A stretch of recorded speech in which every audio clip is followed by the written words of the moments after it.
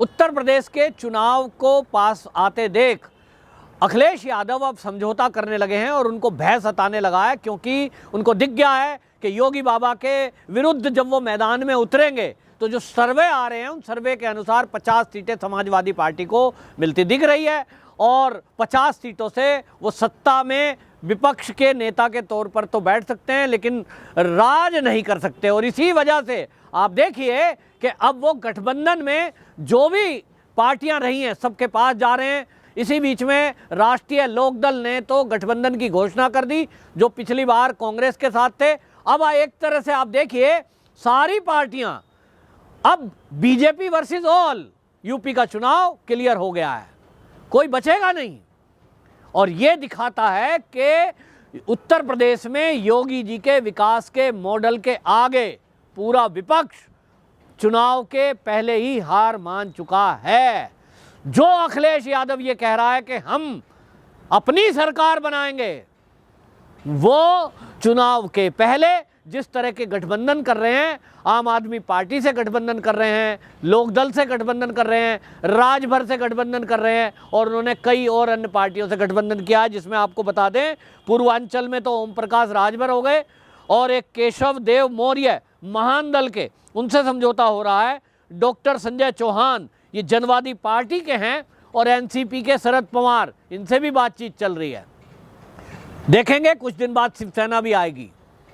कुल मिलाकर यह है कि उत्तर प्रदेश का चुनाव अब ये दिख रहा है, इनको लग गया है कि भारतीय जनता पार्टी को अकेले हराने की ताकत हिम्मत किसी भी दल में नहीं है। और यही भय अच्छा है। योगी जी का जो विकास का मॉडल है, 2017 का जो चुनाव हुआ था तब जब योगी जी मुख्यमंत्री बने थे, उस समय योगी आदित्यनाथ केवल एक जगह के सांसद थे, गोरखपुर से। उस समय उनके नाम पे वोट नहीं मिला, मोदी जी के नाम पे वोट मिला, क्योंकि मोदी जी को आगे रखकर वोट दिया गया था और लोगों को पता नहीं था मुख्यमंत्री कौन बनेगा। उस समय जितनी भी सीटें मिली वो ये माना जा रहा है कि 2014 से जो मोदी जी काम कर रहे थे उस काम के आधार पर, और लोगों की उम्मीद थी कि बीजेपी उत्तर प्रदेश में आएगी तो उत्तर प्रदेश में जिस तरह से लोगों को गुंडा राज और जिस तरह की वसूली, महिलाओं के साथ छेड़छाड़, बलात्कार, दंगे, ये अपराध हो रहा था और नौकरियों में भ्रष्टाचार, इससे उत्तर प्रदेश की जनता त्रस्त थी। मैं भी उत्तर प्रदेश का हूँ। मतलब हालत ये थी कि थाने में आप एफआईआर दर्ज नहीं करा सकते, लड़कियां कहीं स्कूल कॉलेज में गई हैं। हालत ये थी, मेरा तो गांव मेरठ में है, मतलब मेरठ, मुजफ्फरनगर, शामली, बागपत, बड़ौत, हालत ये थी कि विधर्मी लोग लड़कियों को छेड़ दें हिंदू की, और अगर भाई आ गया बचाने के लिए तो उसको भी गोली मार दी। और उस शासन में ये हो रहा था कि भैंस ढूंढने वाली पुलिस और जिनकी भैंस खुई वो नेता मंत्री समाजवादी के, वो अधिकारियों को फ़ोन करते थे, ओए हमारा आदमी नहीं पकड़ा जाना चाहिए। जैसी ये हालत थी कि अपराधी अपराध करके खुलेआम घूमता था, लोगों को घर के बाहर तख्ती लगानी पड़ती थी, यह मकान बिकाऊ है। जो कैराना हुआ वो इसीलिए, यह मकान बिकाऊ है, लोग घर छोड़ के जाने को मजबूर हैं क्योंकि गुंडे घूम रहे हैं, ना व्यापार करने देंगे, ना दुकान करने देंगे, ना जेल रहने देंगे। और थाने में जाओ तो कहेंगे भैया हम इनके खिलाफ कोई कार्रवाई नहीं कर सकते।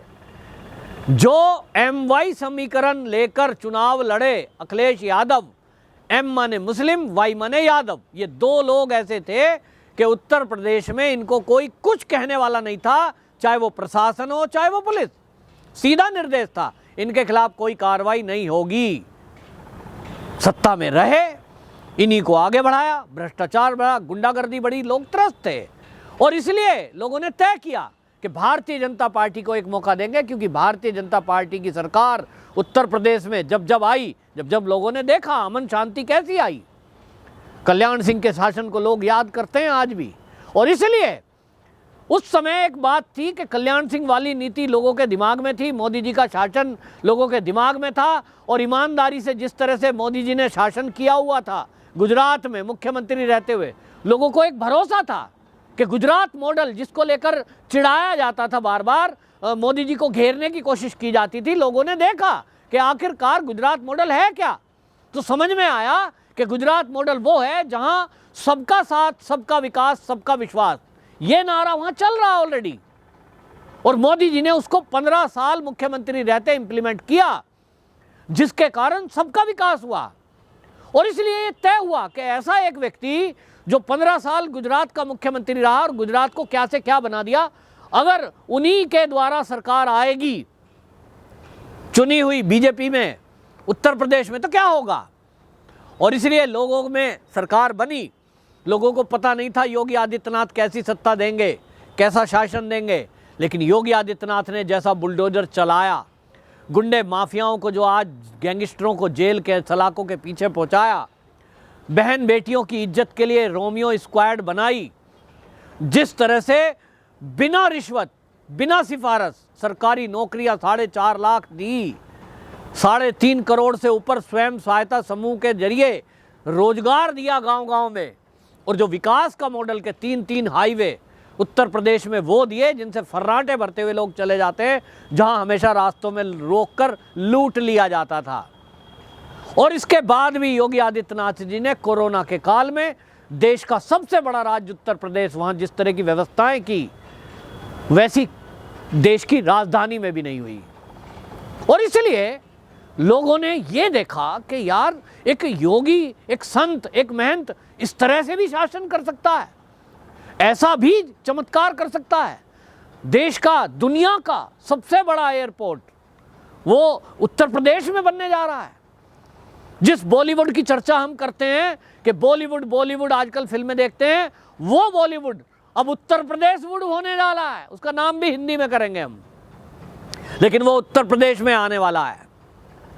ये आज उत्तर प्रदेश की पहचान, मैं आपको बता रहा हूं, मैं नौकरी करने के लिए राजस्थान में गया था, तो वहाँ ये कहते थे कहाँ से आए हो, यूपी से। अच्छा, यूपी वाले मतलब गुंडे, वहाँ तो बहुत गुंडागर्दी है, तो बड़ी हेरा फेरी है। हमें अपमानित महसूस होता था कि यार यूपी बिहार इस तरह से बोल के करते थे, ये तो बिहार ही है। और आज की डेट में उत्तर प्रदेश पुलिस, उत्तर प्रदेश शासन, उत्तर प्रदेश के मुख्यमंत्री पूरे देश की पसंद है। और आज सीना चौड़ा करके गर्व से हम करते हैं, जब कहीं जाते हैं ना, कहाँ से आए, यूपी से। अरे भाई तुम्हारे यहाँ तो बड़ी मौज है, बड़ा बढ़िया शासन है, क्या पुलिस काम कर रही है, माफिया जेल में पड़े माफ़ी मांग रहे हैं, तुम्हारे यहाँ तो बुलडोजर चल जाता है। आज की डेट में उत्तर प्रदेश के आप किसी कोने में किसी भी समय चले जाइए, मजाल है कोई आपको टच कर दे। ये जो योगी आदित्यनाथ जी ने दिया है, इससे घबराकर ये विपक्ष ये सोचने लगा है। और कांग्रेस का तो एक सूत्र ही है कि उन्हें खुद नहीं जीतना, पता है प्रियंका आ जाए, राहुल आ जाए, उनको पता है। और वो कह रहे थे सारी सीटों पे उतरेंगे, उतर के देखो, सारी 100 की जितनी जगह उतारोगे उतने में जमानत जब्त होगी। तो वो भी क्या करेंगे अभी देखना। वो शर्म के मारे, क्योंकि इतनी बड़ी पार्टी और वो भी गठबंधन में आ जाए तो शर्म लगेगी। लेकिन जो सूत्र हैं कांग्रेस के, वो तो ये बता रहे हैं कि साहब वो उतरेंगे नहीं, वो भी समझौता ही करेंगे, सब मिलेंगे। गई वो कांग्रेस, वो भी समाजवादियों के साथ मिलेगी, भैया 50 सीटें आनी है, इसमें 2-4 हमें भी ले लेने दो, तो कुछ सीटें हमें भी छोड़ देना। ओवैसी भी आएगा, ओवैसी ने इशारा कर दिया। ओवैसी का क्या आधार है उत्तर प्रदेश में? कोई आधार नहीं है। यहाँ ऐसे लोगों का कोई आधार नहीं है। योगी बाबा के भय से यहाँ कुछ नहीं होना, पोलराइजेशन नहीं होना। कितना भी भाषण भड़काऊ दे दो आके कि हम यहाँ सीए लागू नहीं होने देंगे, एनआरसी नहीं होने देंगे, हम शाहीन बाग बना देंगे, इस तरह के बयान दिए हैं। तो बाबा जी ने उसका उत्तर भी दे दिया है, आप शाहीन बाग बना के देखो, यहाँ बुलडोजर तैयार है। किसी की दाल नहीं खलनी, तो पता है कि इज्जत बचानी है तो इसी गठबंधन में शामिल हो जाओ। बहरहाल उत्तर प्रदेश का चुनाव आ गया है और अब इस आए हुए चुनाव में लोगों के चेहरे से मुक्टे उतरे हैं और इतना तय हो गया है कि वो योगी आदित्यनाथ जी के विकास के मॉडल पर, काम पर, अब नाम पर नहीं है, अब योगी जी के काम पर है। तो मैं तो सभी उत्तर प्रदेश के निवासियों से एक बात कहना चाहता हूं कि 2017 में जब योगी जी को मुख्यमंत्री बनाया गया था, वो मोदी जी के नाम पर बने थे, मतलब वोट तब इसके नाम पे आई थी।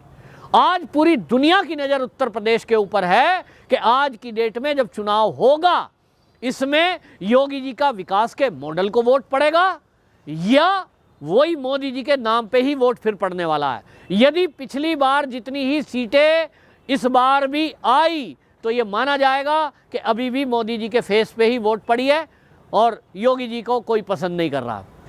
जबकि योगी जी ने जितना बुलडोजर चलाया, जितने अपराधियों पे कार्रवाई की, जितनी संपत्तियां जब्त हुई, जितना महिलाओं के लिए काम किया, जितना गांव में विकास किया, लोगों के लिए कोरोना में सेवा की, उसके बाद यदि योगी जी की पिछली बार से 50 सीटें नहीं बढ़ी तो भैया क्या होगा।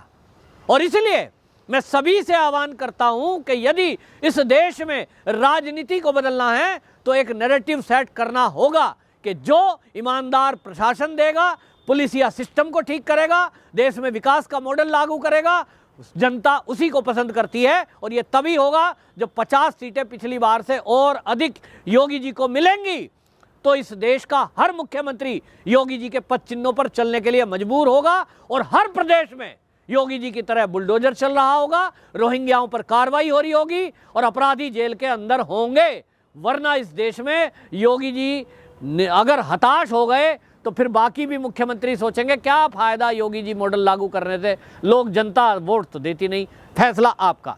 वंदे मातरम।